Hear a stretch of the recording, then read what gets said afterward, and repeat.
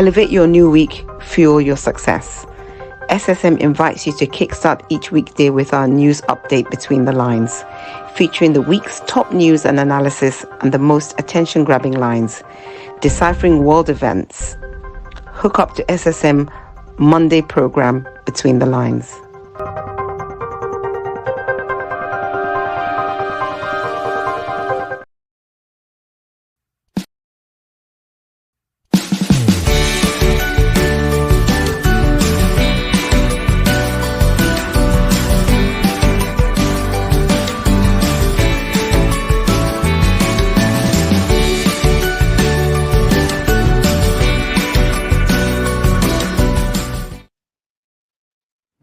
Yes, hello viewers around the world. Good evening. Evening here in Milan. You are welcome to Between the Lines. My name is Godwin Niwe. Between the Line is our program that gets you started for the week, keeps you updated, bring news, the ones that made headlines, and look into it, bring our own perspective into it. So you're welcome. You're welcome. It's a beautiful day out here. I have my here with me in the studio, my colleagues, coordinators from different parts of the world. Right here in Lagos, Nigeria is Olayinka Raji. Raji, how are you? I'm very well, thank you. Good evening, viewers across the world. Welcome to our Monday program, as usual. You're welcome, Raji. Raji, I'm making instrumental beat with your name, because that name sounds lyrical. It's nice music. Yeah, it's nice. Raji with us is also a diva from Turkey, Istanbul, Turkey. Yes, Yema Benson, how are you? I'm very well, thank you. Thank you for having me, Mark. And good evening, viewers. Welcome to In Between the Lines, Monday News. Welcome, Yema, Between the Line, Monday News. And that man never sleeps if he's not with us. He will be restless until he joins the team. I'm talking of George Chukwu from Toronto, Canada. George, are you there? I am definitely here live and direct. And hello, Olayinka Raji, Nyema Benson. Thank you. Viewers from around the world, we want to welcome you to Between the Line, our Monday show. It's going to be a fantastic one. Beautiful, George. When I see, I get excited because you're going to give us today. You're giving us the update from your end. So many things happening from there. But let's start, Jenny. Let's start with something not too nice. It's on this. It's actually a little bit of petty news, but because it's main headline in almost all the media space in Nigeria, we'll have to talk about it. Before we talk, let's see this clip. See this clip, Jenny. Do you know where you are? Do you know who I am? I don't want to know, sir. Just pay me everything. So you think I will give you my money with the way you have spoken to me? I did a job for you and you have to pay it, sir. You will not see any. You will not see a penny from me. With this level of disrespect, you're very stupid. Very, very stupid. Madam, who is this stupid boy that you sent to my house? Who is this foolish boy that you sent to my house? How can this stupid idiot come to my house and tell me that I'm supposed to come and meet him in his car and pick up snail that I'm buying from you?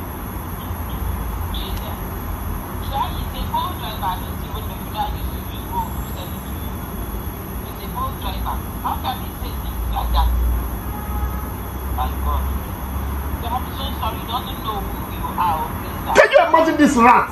I can make this man to disappear in the whole Nigeria and nothing will happen. Can you imagine? I can make this man to disappear in the whole Nigeria and nothing will happen. Yeah, viewers, you are watching a viral clip of a House representative, not a senator, Alex, caught on video slapping, hitting, cursing a Bolt driver that came to deliver gizzard gizzard. We all know the gizzard meat. George, let me start with you, far away, Toronto, Canada. I know seeing this is like tearing you apart emotionally. Tell us, George, how do you see this? Well, it's very regrettable to have this type of stuff, going around viral around the world, considering how enlightened this individual must have been to become a House of Representative. I don't think that such situation ought to be something that we will be, discussing right now. But anyway, there is, until the investigation is really done, to find out exactly what prompted the situation, what kind of insult that was given to him to warrant him not to want to pay the amount of money and to rain insults upon this individual. I'm not quite sure. It's just about a gizzard being delivered, and Alex was claiming that the guy insulted him and therefore that he's not going to pay. So the guy is insisting, I did a service for you, you must pay me. And then it all escalated to this point where we're discussing this issue right now. Emotional reaction usually nullifies the subconscious wisdom of the rational mind. We need to be very careful and be emotionally intelligent, because right now his name is all over the place and it doesn't look good. And at the end of the day, when the truth finally comes out, what does that do to his image? And coming out to threaten this young man, I can destroy you, I can kill you and nothing will happen, and you will disappear and nothing will happen. That is a threat that is unacceptable. We condemn such if that is the case, but it's still an allegation. Until the investigation comes out, then we could be able to definitely say one thing or another, but it doesn't look good for him, actually. Oh, George, you don't seem to have the story from your end, though. Yes, the young man has given the full story. The young man has given the full story. Nothing from what he said. There's nothing to. In fact, you don't need any investigation on this. The young man was being very professional, a bold driver. But you see, the thing is that that mentality we have in Nigeria, where the big man feels he should be respected in everywhere, every place, in every space. The young man said he came. He was right in front of his house and he said, "Can you please come and pick your package?" That was all. So because he thinks he's a House of Rep man, I mean, nobody should order him to come out and pick his package. He should. Raji, let's hear from you. Let's go. Yeah. I think you pointed that one out really clearly to Sir George. And Sir George came in making so many assumptions, assuming that the man is probably enlightened. That's why he's in the House of Reps. I don't think so. That's a very, very basic or very, very unfounded assumption. And if you'll be surprised, the quality of some people in the House of Reps. That being said, there's no reason why the situation should have escalated to the point where the man will now be threatening the young boy with murder, because he said clearly that he could make him disappear, and the whole country, nobody would know, nobody would even ask about him. There is a rat. That kind of arrogance, it comes from a person who himself is indecent, is a ruffian. And there's no, in fact, just listening to that bit of the video, it will tell you that there's no need for any investigation. A person who is decent will not go on ranting like that. Will not go on ranting like that. I'm not quite sure why you think that I don't have that. 1 second though. I'm not saying what I just said is I condemn the act, number one. Number two, it is intolerable for such threats to take place. Number three, it's an allegation. You might have the video. You might have listened to the whole entire thing, but it's still an allegation. So that is the reason why we can condemn the act and leave the man alone. to go talking about the man as if he's this or that. If you look at him, he looks like somebody that is mixed. Either the mom or the dad is white or something like that, or maybe from another country. Or, the parents. So when I say enlightened, if you are able to, whatever reason whatsoever, able to wangle yourself into the House of Representatives, you are an enlightened individual. I don't give a care. Yes, you are. Okay. And then much should be expected from you. So much should be expected from such an individual. So, but George, this is it. If you know what we've done, we went through this video clip, and there's also two more. There's one from the very dark man stepped in, called the young boy, and the boy is pressing charges, George. The boy is pressing charges. So for him to be pressing charges, you can understand what that means. That means a lot is up on him. So, but what I saw from the other videos, two videos, is there seems to be some kind of influence, like that the guy wasn't really in his right frame of mind. He exaggerated, he overreacted over that. Come and get your package, Joe. And he started, do you know who I am? Why do you tell me to come here? Can't you bring it here? Yema, let's hear what you have from. I refuse to accept that he was not in his right sense of mind. There's nothing, that's his right sense of mind. That's just another spoiled brat from a power-drunken country, a power-drunken parent called Nigeria. I mean, in Nigeria, they give them this power, this stance that once you're in politics, once you're with us, you have this. Nobody should talk to you anyhow. You like the shoulder part is like his reason, kind of. So he felt insulted because he was asked to come. Like, do you know who I am? There was nothing. That man was in his right senses, and that is how they behave. That's how most of them that are drunk in power behave in Nigeria. I mean, it's quite obvious. He was like, do you know who I am? Do you know who I am? That was where he felt insulted. He shouldn't have called me out. He even called the one that called ordered the bolt for him. Like, he asked me to come out and take my package. So he feels like I'm a senator. Nobody should order me around. I mean, it's basically what power drunken Nigerians do. So he was in his right senses. There's another area that you guys are not really touching. That's one thing George, that you guys are not really touching. This is in Abuja. This is why we come to Between the Lines. Tell us, George. Okay. Tell us. Now, tomorrow it could be because he's innocent until proven guilty in the court of law, as far as we are concerned. But one thing we need to pay attention to is, as a House of Representatives, some people are very afraid of, like coming out like that or whatever the case might be, because this is how people get kidnapped. If this is, that's another area that we're not even considering. You are giving him excuses. Can you allow me to finish, please?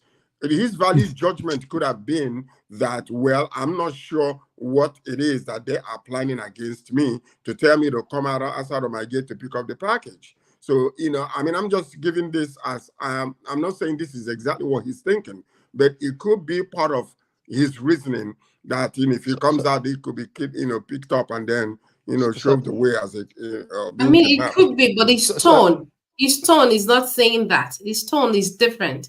His tone felt insulted. He wasn't scared for his life. So there's a different tone where someone is scared for his life and where someone is feeling insulted. So he was feeling insulted. Look at he was so receptive in his thinking, in his talking, and all that. If you had directed let me bring the viewers to the point. We have quite some viewers here. Viewers, we are talking about what just happened in Abuja during the weekend. A House of Rep member was caught on video slapping a Bolt delivery member, Bolt driver. And now the case is in the police. The police have stepped in. But the young man, the driver, the Bolt young man, is taking it further. He has pressed charge on the House of Rep man for assault, and that he was doing his job. George, the young man said he was being very professional. That the order is pick this package, go to this house, deliver this package. And that's how they do. The person comes out, his package and goes away. So there was no need for, do you know who I am? I can't come out. Do you know who I am? You know, he was. I mean, he should have sent someone if he was scared for his life. He has a lot of servants working for him. He should have sent someone to go get it for him if he was scared for his life. Okay. So that's another. It's actually those who don't know who they are, who don't know. A person who doesn't know who he is will ask you, "Do you know who I am?" Then, okay, I agree. If he was really sure of himself, he won't be asking you, "Do you know who I am?" Exactly. So he expects the young man to know that he's a House of Rep man, and you should be respected. I mean, George, you live here, you live all in the West. You've been here for years. You know that even the American president, Obama does that. He comes to a public space and he still introduces himself. My name is Barack Obama. You know, George, is that not so? So you don't assume that because somebody works in a government office, then I should just follow you. I mean, you could be anything. You could be a bird, even a fly, mosquito. If I should say this is my first time I've been seeing his face and unknowing he's a person. I mean, I've never known his face. And he doesn't even represent that man's own constituency. That man, the young boy is Boris Shade, his name. Boris Shade is the Bolt the driver. He's from Delta State. So he couldn't have known that this Abia State House of Rep is a House of Rep member. I mean, anybody could House of Rep. So let's see what comes out of it. Raji, it's up to you to keep us abreast with this. I'll keep you abreast, yes. Thank you. So it's just somebody, our man is here again. Exogen says nobody should ever slap somebody else. Yes. I mean, particularly not a leader. Exogen. While Exogen is talking, our man Dr. Godwin eBay from Russia is here. Godwin has skipped out. Okay, so we'll keep you abreast, viewers, on that story, but it's not a good one. It's just ego. I just see a young House of Rep man that has ego. Yeah, that's what I see. That's all. Inflated ego. You know, that's it, Raji. Inflated ego. So let's come to another topic. I hope Godwin will join us. Raji, Tinubu has ordered his ministers and agency heads to reduce car convoys to the size of 3 and also limit their security details. Tell us, what has that news coming, Raji? It's just news to me too.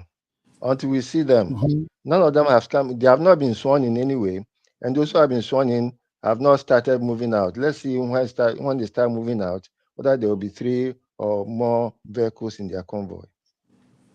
Okay. And we start with the president himself, whether his no convoy will be 10, 20, or 40, as it was before. We start with the president himself. Very correct, Raji. We saw the outrageous numbers of convoys and security details that goes with him, even when they make international trips. And we're wondering, what is all of this? Where are they going to? Niema, I know your country, your president doesn't go with those kind of convoy, but what do you say about this? Yeah, as much as I agree with the news, like with the update, I do not think it should be made publicly. Why? One, for security reasons. I mean, this thing should be done without the public knowing. It should just be done. They should just reduce it without us getting to know about it. Because now Nigeria is very insecure as at the moment. We understand, even though that we do not want our leaders to do better, it doesn't mean we want them to die. Exactly. So we want them to leave. So the country is really bad and people are doing all sort of things. So exposing, telling us that they want to reduce a convoy to 3, they're exposing their lives to danger. That's what I think. The country is not that bad. Yama, the country is not that bad. And no minister had been attempted kidnap on any of the ministers. The country is not that bad. It shouldn't have been told, actually. I mean, just do it. There are things that we should even hear. Just do it. Do the right thing without us getting to know about it. Just do it. Yes.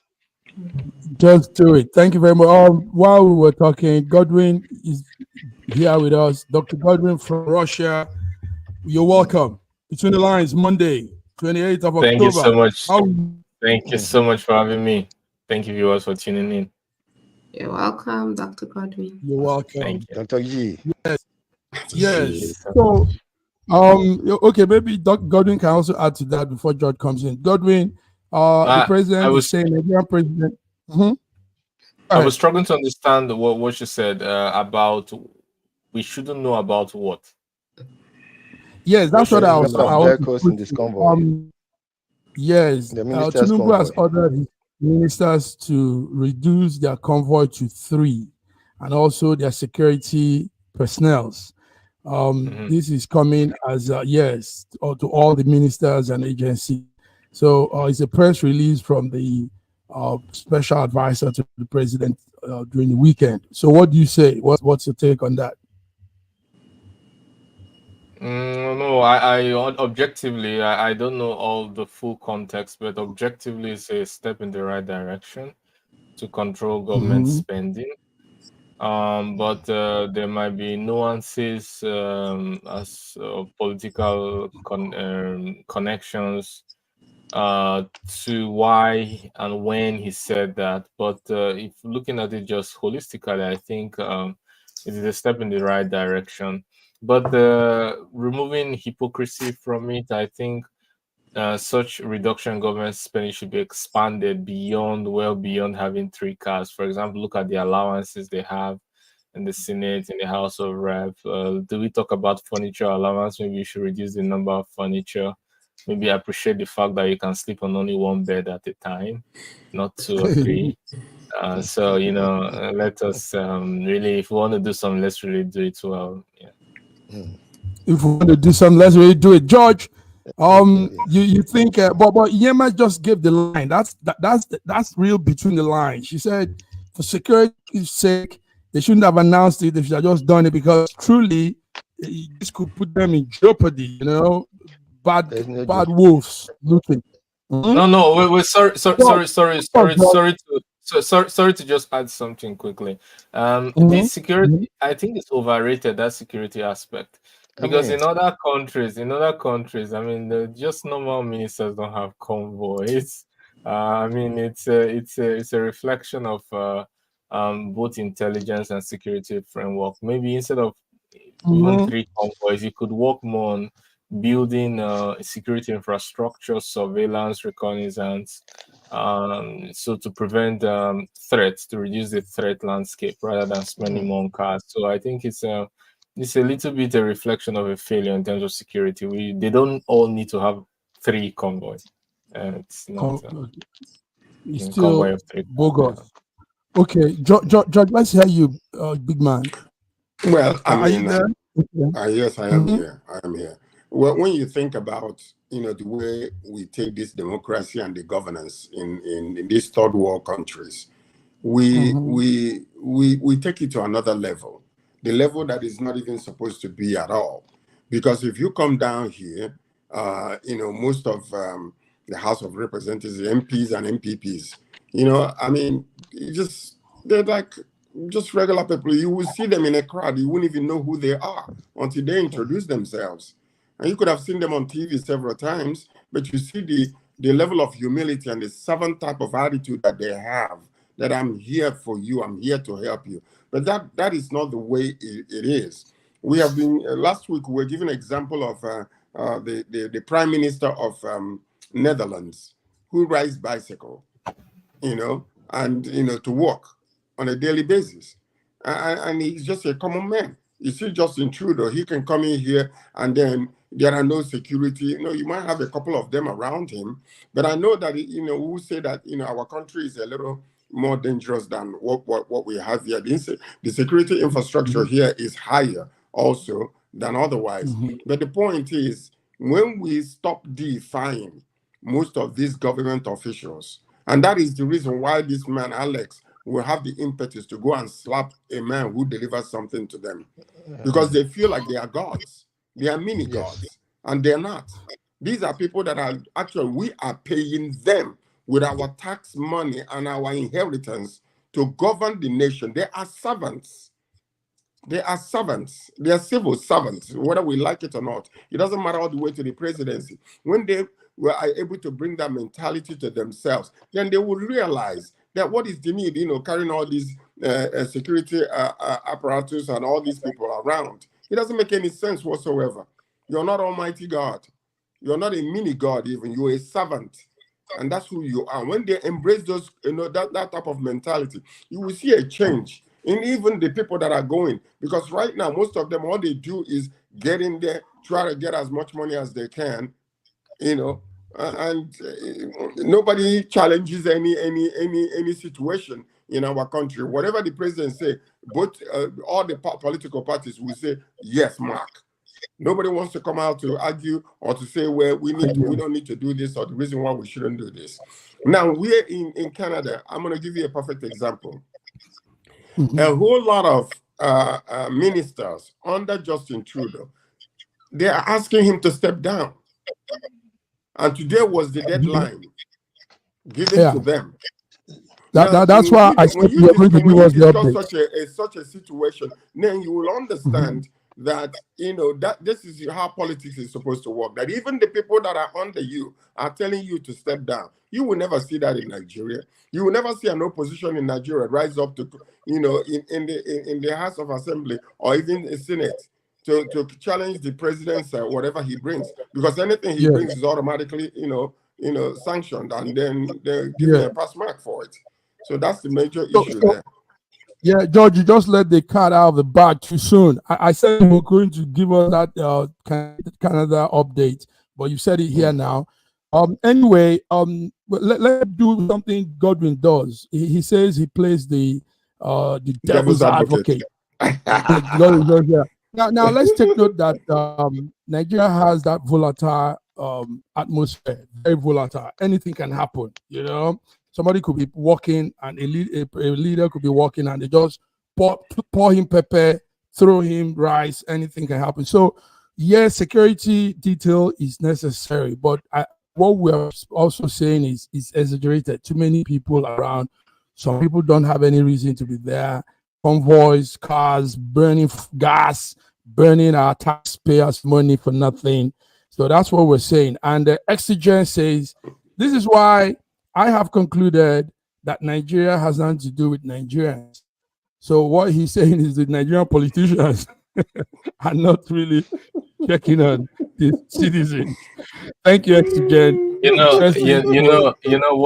One more thing I want to chip in is that the truth is that no matter how you view it or how you want to see it, the changes will not affect the common man until you force the politicians to use the same level of service and access that the common man has. For example, if you want the education system to improve, you have to force the elites and the government to use the same system. If you want the roads to be good, they have to use the same road. If you want security to improve, well, they don't have to have this convoy of 3. As long as you continue to give them special conditions, they are going to continue to live in a parallel universe, while the common man will live in their own universe. And so it's also against the interest of the common man to have such overblown, overrated, allowances and standard of living. Wow, thank you. That's why we love you being around. Listen, guys, Godwin, hang on. We want to talk BRICS. We're also talking some Russia update. George, stay there. Everybody in the M-House be there. Raji, let's go on a small break. We'll be back. Viewers, you're tuned into our Monday news starters, Between the Lines. So let's come back in a few minutes. In a world where news flies around every minute, you need the ability to relate and connect with what matters and stay up to date. Schengen Story Media News Echoes program is Africans in diaspora and at home's leading English news network, one of the most trusted, respected sources for news updates on current affairs as they affect global Africa.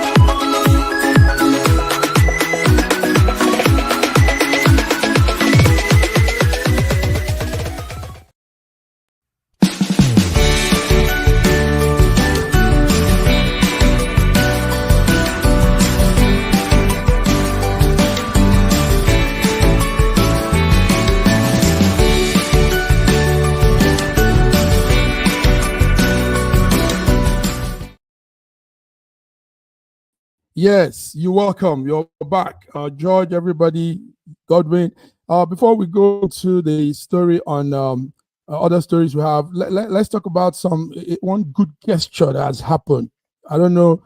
Saudi Arabia raises over $1 billion for Sahel region, like Chad, Nigeria is even part of it. Gentlemen, ladies, let's talk about this. $1 billion for humanitarian effort, and I think it's coming the right time. That part of the world needs support. Raji, tell us. Yes, I don't know the details of that intervention, but I would have thought that Saudi Arabia would take more interest in what is happening in Sudan now than, because there's a serious humanitarian issue in Sudan at the moment. The whole world is quiet about it, but people are starving and dying. I don't know the intervention that they want to put. If they want to curb Boko Haram around the Chad basin, that's good enough. But I still don't have the details. I just know that $1.1 billion have been raised by Saudi Arabia for it. So yes, what they said is is like a aid and relief plan package, and it is to help. Even Nigeria is in the list. Niger, Chad, Burkina Faso, Mali, and some of those countries in the Sahel region.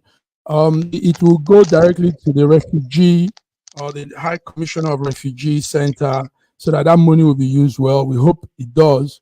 Iema, this money they put in, does it help or does it add more problems to Africa when it's given? Well, looking at the way Africa handle things, I doubt the money will get to the right source, and I doubt it will be used judiciously for the intended whatever it was meant for. I mean, if for aid, okay, for fine for humanitarian aid, what does Sudan really need now? Are they fighting war? Like, what do they really need There's to a relieve? war. There's a war. There's a war in Sudan, yes. The civil war in Okay, Sudan. exactly. So I mean, the aid. Maybe I just hope it gets to the right people. That's just it. Because I know African how we do things. I just hope it gets to the right people. We hope it gets Sorry, to the Mark, right people. can I just put in one Okay. word? Historically, let us note that in every aid that has come to Africa, I can assure you that more than 60% of it does not get to Africa. Okay. So that's why we're saying what we're saying. Okay. So that's why a network like this can boldly put it out and let the world hear. Let these people know that this money they are giving, we hope it gets to where they want it to go. Godwin, tell us, what do you think? Is this a blessing or going to be more problem? No, the fact that it's been secured it's a welcome development to secure such fund for a good purpose. But wisdom could be applied to make it meaningful, and that is by, instead of giving fishes, you could probably create a fish pond. Instead of just dishing out feeding, you could create infrastructure, invest in agriculture, invest in road transport, so that you can see the money in physical form. You can see not just paper and statistics. We spent 3 billion, it was shared to 3 billion people. And you do not see those 3 billion people when they received it, what they ate. But if you spend it on infrastructure, spend it on agriculture, you can see what the money is used for, and it's sustainable. That's most important. You are creating the ability to solve problems on a, not just on a short-term basis, but on a long-term basis, and create sectors of the economy that can bring the country out of poverty. So I think that first of all, I don't like to condemn things that are good. It's a good thing, Mhm. but we have to Mhm. put a lot of effort to make it meaningful. And of course, we have to look into our history, like has been rightly pointed out, to understand that if Mhm. we don't use it right, we are going to just lose this great opportunity. Sorry, I mean, Okay. Dr. Godwin, Yes, there go is on. war as Mhm. of now. So how do they get all those infrastructures in a place where there is chaos? I mean, Okay, there is good war. question. Good question. Sahel Good houses question. 400 million people. Sahel houses 400 million people, of which Nigeria makes up 50%. In terms of population Mm. size. Now, in terms of, I'm just trying to tell you the reach of the Sahel region. It's not only Sudan. Now, but if you want us to focus on Sudan, um, um, money can be spent on diplomacy. One of the things, instead of spending on just arms race, you could spend it on diplomacy, trying to find out what each person wants and trying to make some compromises in the interest of citizens of that country, not in the interest of geopolitical powers, great geopolitical powers. And also, money could be spent in um, immediate provision uh, of how do I call it, logistics pathways, supply chains, because many of the time the problem is that getting things across to people that need it is also difficult. Increasing the cost of transportation will reduce the return on that investment. So there are lots of things that can be spent apart from just giving food that the person needs, which is also important. I have not said you shouldn't do that. The physiological Mhm. needs need to be met, but you also have to strategically plan the expenditure because it's limited. It's not unlimited. Mhm. So you have to kind of distribute it in a way that you're catering for long-term problems as well as short-term. You can't spend all on feeding everybody's stomach right now, but you can make it in such a way that there's some relief while at the same time All planning for right. the future. Thank you very much. That was a good question from Yema and good answer there. George, yes, you want to add to what Godwin is saying? Development, actually. It's a welcome development, Mhm. but the only problem, that I foresee is the same thing everybody is echoing here, and that is how, when the money now finally reaches these countries, would they be properly used for the purpose that is being sent? And I understand that where Godwin is coming from, Dr. Godwin, either is coming from, in regards to, rather than just giving them food they will eat today, and then tomorrow they start looking for something else. Why not we use that money to create infrastructure? But the problem with that is the money is too small when it's divided to do anything like that. Number one, it's too small when you really think about it. When it's divided among the nations, and maybe they will use population, to divide the money, and then by that time, it goes to these countries. What factory are you gonna be building, unless you're gonna use the money to send these people to school and then pay for their school fees and all that kind of stuff, and then give them education? That's the only way that I Okay. can see this thing working. Or else, most of What that money will be else? lost in the administration. By the time it goes down to the bottom, each dollar that is being given, you might see only 10 Mhm. cents or 5 cents, Ah, going down to the people. That's what I'm Yes, getting. all yes. right, Most all of them right, are gentlemen. That's under what's happening. While, administration. while, That is why. while while that is still happening, while this beautiful gesture is coming from the Arab humanitarian Saudi plan, Arabia. Boko Haram today killed 40 Chadian soldiers in their raid today, this afternoon, not even last night. And part of that money. But before we continue, it's good to have the full house. So we have with us also. She's got. Okay, I think it's a network. That's Fiona trying to come in. So Boko Haram is still raging there. Attack on the Chadian soldiers is a sad story. While they were planning this gesture on the other side, this was happening, and the people trying to give them humanitarian aid will wonder what is happening to these people.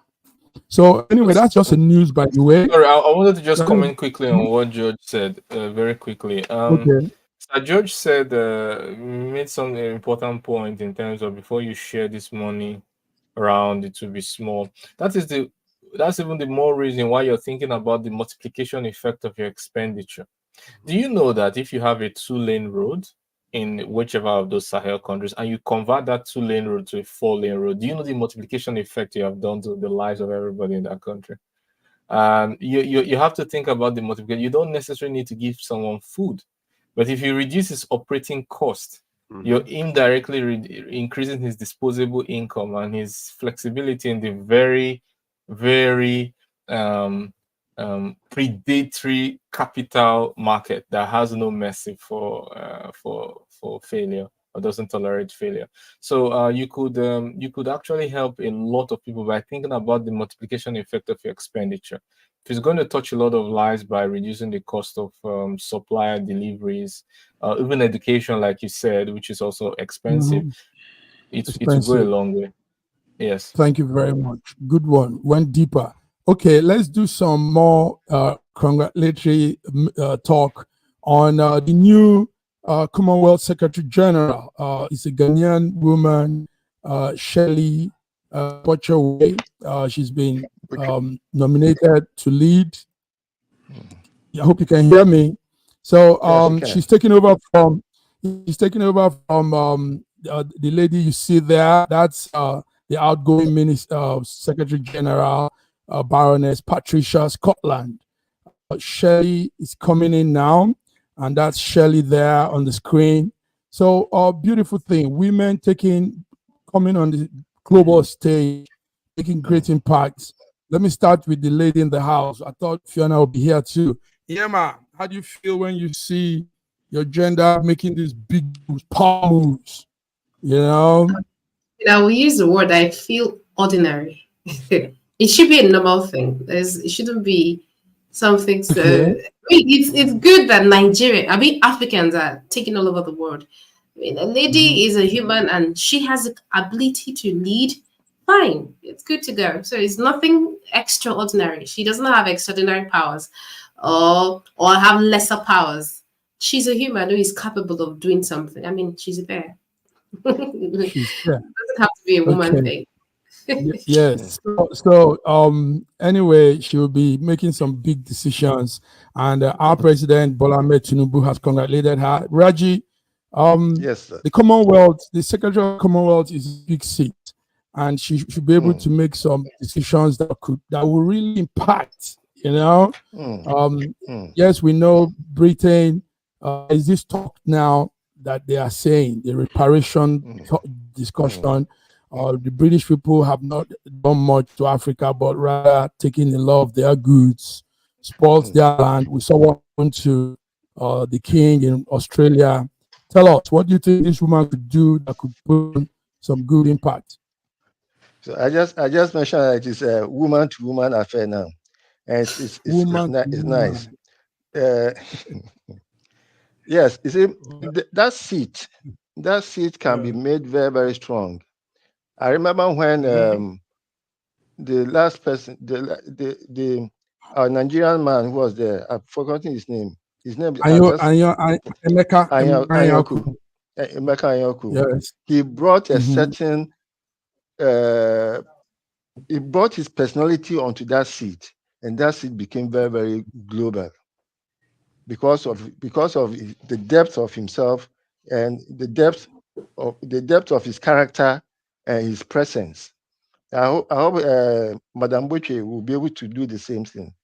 She has been a minister in Ghana sometime past, in the last administration, and her presence, I'm sure, will make things look more interesting. My congratulations to her. I wish her the best time on that seat. Thank you. Good, and I know she's from your favorite part of Africa. George, Yes, tell us what do you say to what is it to Shelley Boche? Well, we say special congratulations to her, and hopefully she will represent us very well. I mean, the last one is from Dominica, actually, and she served for 8 years, and possibly this woman will serve for 8 years also. So, hopefully she will represent us very well. having, she studied in Ghana and in England. So she has that foreign exposure that could actually help her, in her position. So we hope that things will turn out very well in regards to that. But when you talk about reparation and all those things that are being demanded of England, I'm not sure whether it's really a viable thing to do, because if money is being released, who is it going to be released to? What country are they going to pay?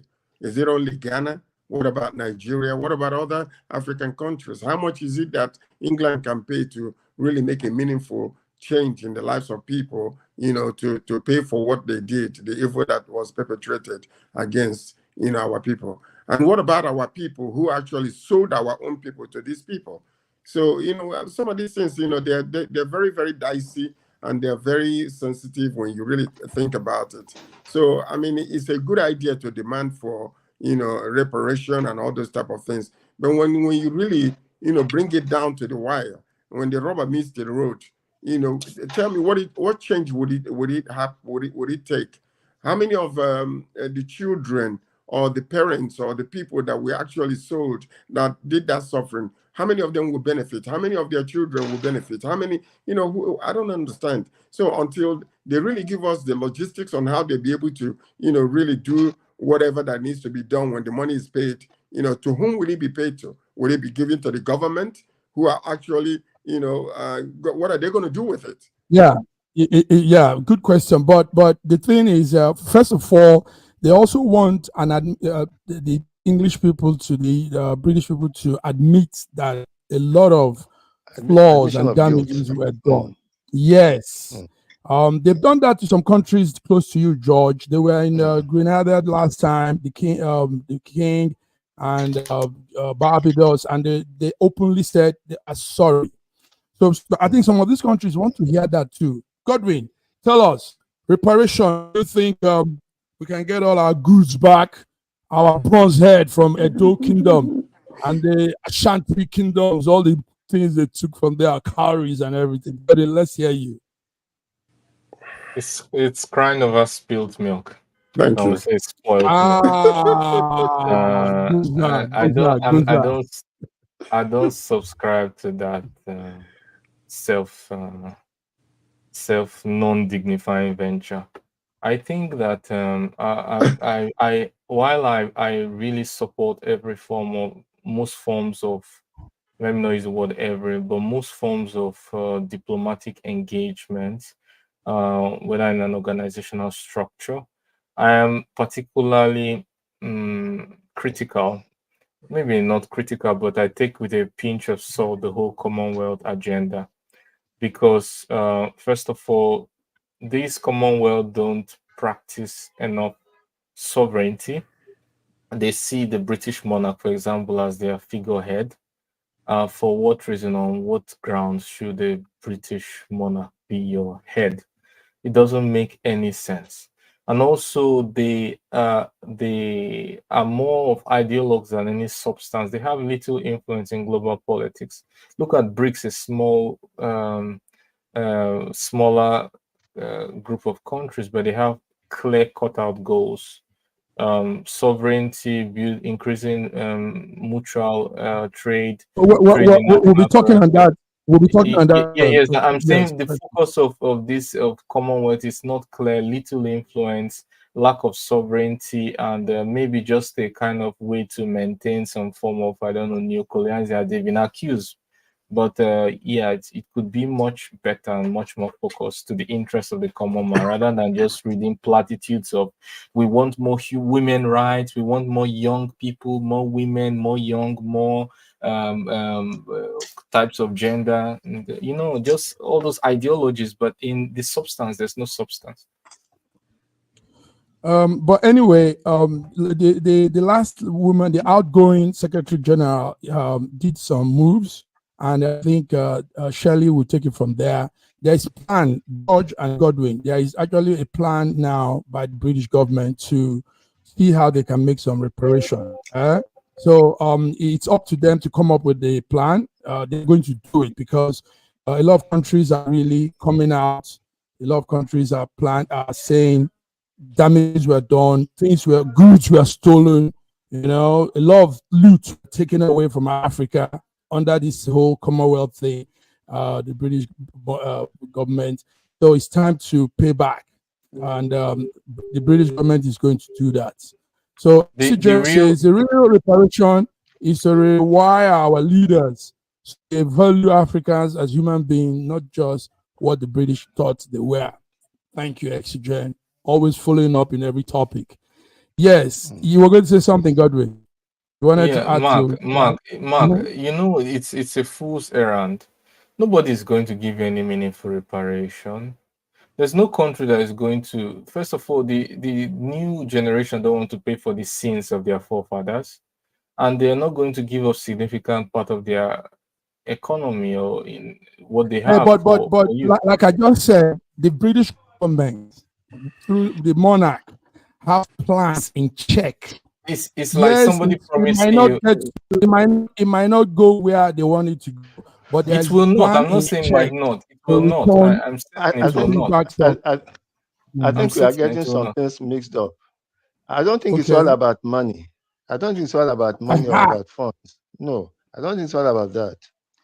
In the particular case of the Benin Empire, for instance, Benin invasion, there are metric tons of artifacts that were stolen from Benin, and those artifacts are supposed to be returned.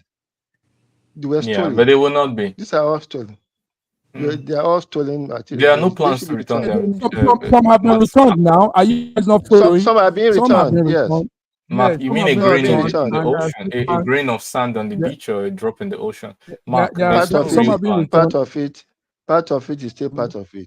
And then for some of the Caribbean countries, their demand for reparation is quite clear. It's quite clear because a lot of evil was done to them, and for them it is a clear case. I don't think Nigeria will be asking for reparations. I don't think so. Neither will Ghana be asking for reparations. But there are certain things that were done. Some artifacts that were stolen from these countries that we need to be returned. Is part of the conversation. Let me just contribute to some of these things we're saying. The bottom line to it is this: all the artifacts that are stolen need to be returned. They need to be returned. Number one. Number two is when you really talk about reparation. Okay, now we need to go to America and face all the blacks over there and give them the money. We need to go to some of these other countries like Liberia, and where they housed some of these slaves that they brought back to Africa. They are the ones supposed to be taking the money, and then we go to some of these other countries where they moved all these people to put them there, like Jamaica and the rest of them. So when we're talking about reparation, it should not be to any African country, because we actually participated to a greater degree in this selling of our own people. I know that when a time came, we started fighting back, but we ended up selling some of our own people to them. So no African country ought to receive a dime. If any dime is supposed to go anywhere, it's supposed to be going to most of these other countries where these slaves that were sold, their descendants are. This is what I think, in my own opinion. Because if you really, really want to bend down to it and think about it, you saw Asari Dokubo saying the other day that we sold them. Did you hear that? He admitted that they were the ones that were selling the slaves, and they were sending them out. So somebody stole a car. Just watching a clip, someone stole a car, and when the police came, he said he didn't steal the car, he discovered the car. And then the police were shocked and said, "What do you mean you discovered someone else's car?" And he says, "Well, how was America discovered? Where are the Red Indians that discovered it?" Exactly. It's just a pun or a parody of reality. And the truth is that even if someone takes your money, let's call it, I don't know, whatever amount of money person takes for a number of years, that money should have generated interest. There's inflation, there's everything. You're not you're it's not really the substance. It's a just a feel good kind of campaign. But that means, gentlemen, you're not following this storyline. So let's keep it at that, because that's what is happening. Germans in Germany and in the UK, the Benin bronze, where they made proceeds out of it, and the British government now is sitting down with some accountants, and they are going to sum up that total, what they made out of it, because they were also sending it out to different auction homes around the world. And these auctions homes were making money with those bronze and those artifacts, even some things from Ghana. So you need to get into the story. I'm sorry, gentlemen, you're not updated on this. I wish you are no, right. Let's move on. I hope let's move on. Because I'm with them. I'm with them on this. So you have the storyline. You understand what's going on. Just 30 minutes. You'll be surprised the amount of data, the details of the data that the slave owners, the British, and all those other people have. They can tell you up to the number of people they took, how many of them perished on the way, where they were taken from. Here in the they West, have all the details. Here in the West, there are auction homes. I don't know if you guys know that. They have all the details, yes. Yeah, these museums and artifact homes, they borrow items to display, make money, and so there's a plan going on. And get updated on this story. Let's talk about our one-time Minister for Foreign Affairs, Professor Bolaji Akinyemi, telling us that Nigeria should have been one of the founding members of BRICS.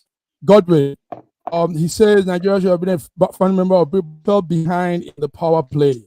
And now we have only just been a partner, partner country. So what do you have on that, Godwin? Do you have a story on the BRICS and Nigeria that should have been a founding member?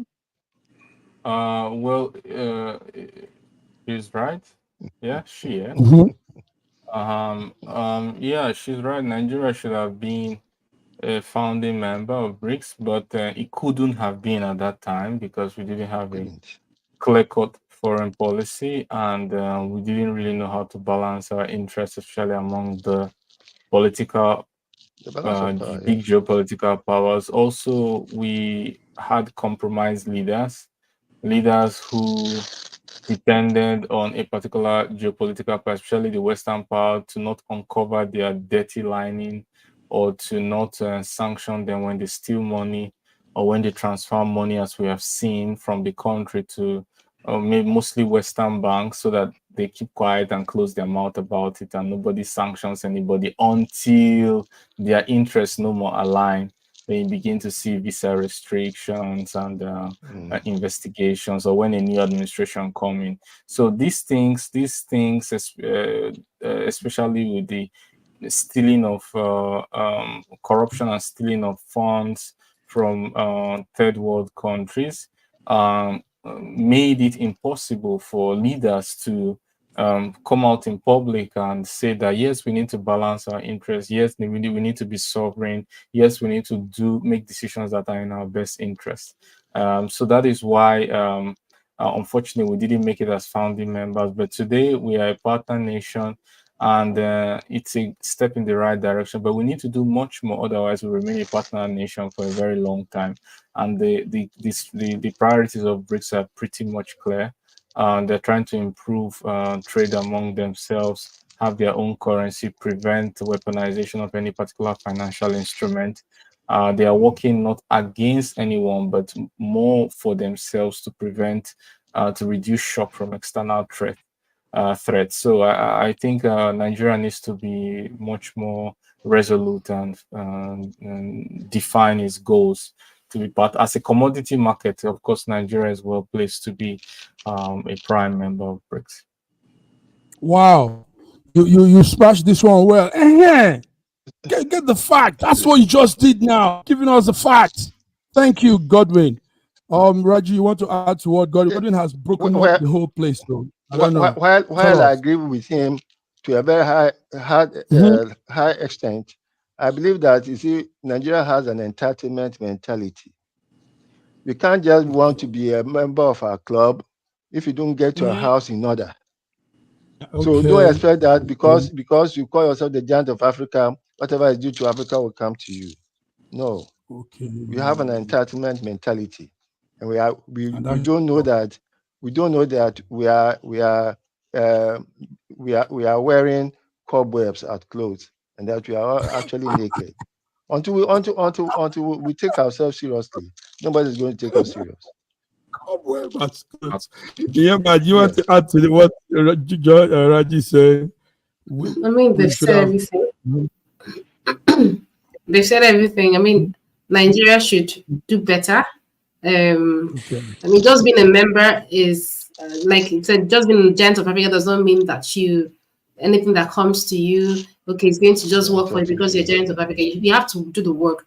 So, I mean, being a member of BRICS will give us, like push us to work. Yes, push us to work. That if you don't do this, you won't get this. So, I mean, if you just don't work, you'll remain there as a member for a long time. So I just hope we just work. Yes. I hope so. Raji, Exogen says, thank you, Raji.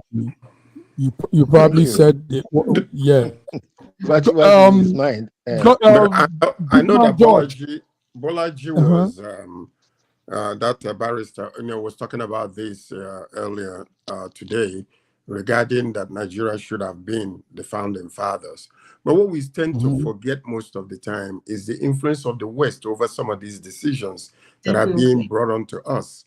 You see, because even if it was brought to us at the very beginning, and countries like UK and the United States, heard about it, you understand that they will, you will be met with stiff resistance. They don't want you to join BRICS. Because that means that if joining BRICS means that it's lessening their power, lessening their influence, especially with the dollar, being used internationally. So these are some of the things that we tend to forget. And what happens with that, they can threaten our government, you should not join this, or maybe the aid that is being given to us will be withdrawn or whatever the case might be. But, that's something that we tend to not pay attention to. Not because that our government is weak, but sometimes you have to do something, that will benefit you at a large extent rather than costing you more. But right now we are at where we are with BRICS. We are partner and friends of BRICS, and hopefully, we will come to that point where we can actually become member. Like South Africa, and whatever the case might be. Until we settle our debt situation, check out members of BRICS. Which one of them is owing the Bretton Woods or the Paris Club so much money? Ask yourself, and then you see why Nigeria is going to be in partnership for a very long time. Raji is saying his own. Like a head headmaster. Thank you. Thank you, Raji. Thank you, Godwin. Thank you, Godwin from Moscow, Russia. Thank you, George from Toronto, Canada. Thank you, Yema from Istanbul, Turkey. And thank you, viewers. You following line by line, topic by topic. Thank you all. So until we come again on Wednesday, when Raji will be telling us what happened to Abori Shade and the House of Reps that is showing its ego. Until then, have a beautiful week. Thank you, guys. I just want to express my joy for having Godwin, Dr. Ibe, and Nyema join us. It's such a refreshing thing. I wish that Fiona was able to log in. Maybe next time she will join. But it is good to have you guys, man. I'm so well connected and linked to you. When I don't see your faces, I begin to wobble in my knees. So yes, I'm also so. Well, it's good to have you. Thank you. I'm also getting so bored seeing George all the time.